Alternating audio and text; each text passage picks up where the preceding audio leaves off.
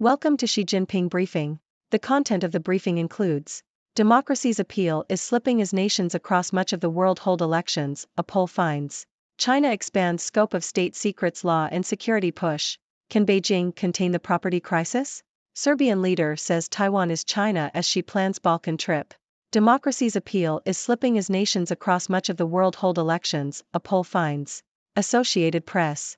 A survey of 24 democratic countries by the Pew Research Center has found that while representative democracy is still the most popular system of governance, satisfaction with democracy is decreasing.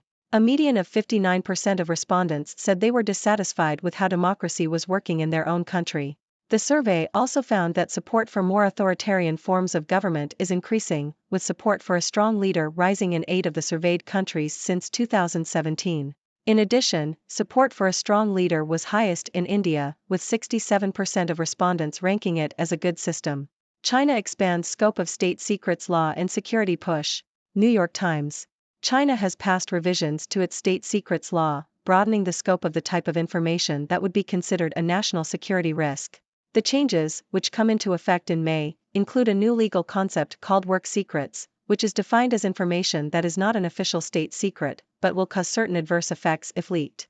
The amendments elevate the risks for foreign businesses operating in China and will likely complicate life for foreign firms and their employees based in the country. Can Beijing contain the property crisis? Foreign policy. Ping An Insurance, a Chinese insurance giant, is lending $1.1 billion to its real estate investment arm as a credit line to repay its debts. This highlights that China's property crisis is affecting more than just big-name developers as the property bubble slowly deflates. Defaulting on debt has become increasingly common for real estate companies in China, and it threatens even those not primarily focused on property. Unraveling the mess will create a few dilemmas for the Chinese government.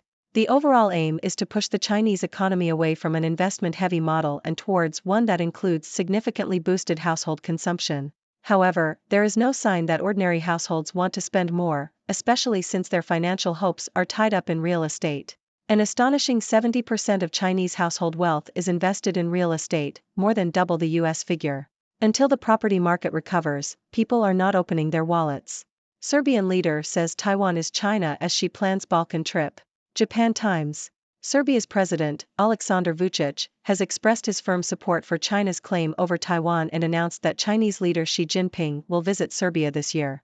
Vučić's comments come as Beijing's relationship with Europe has become strained.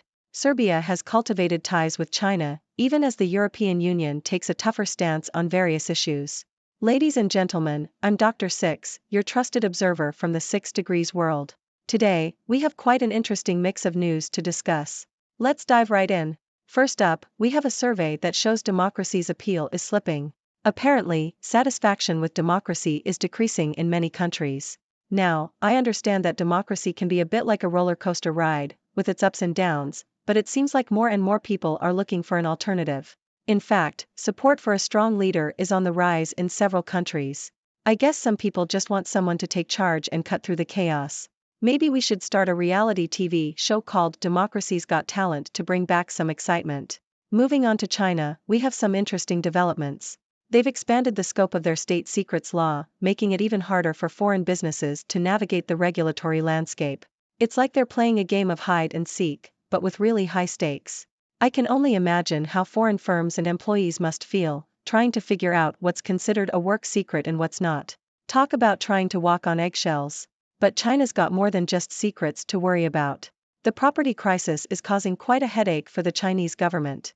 Even big-name developers are feeling the pinch, and now we have Ping An Insurance lending billions to its real estate arm just to repay debts.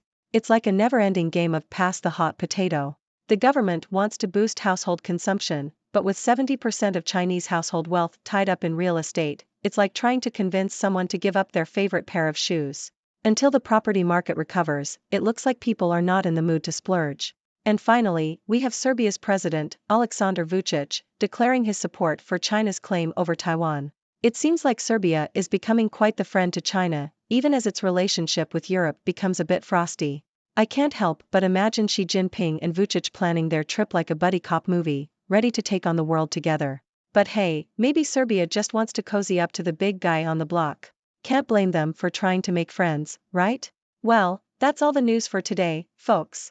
It's been a wild ride, from democracy's decline to China's secrets and property troubles, and Serbia's support for China. Now, it's your turn to join the discussion. What are your thoughts on these developments? Do you have any questions for me, Dr. Six? Let's hear what you have to say. Thank you for tuning in.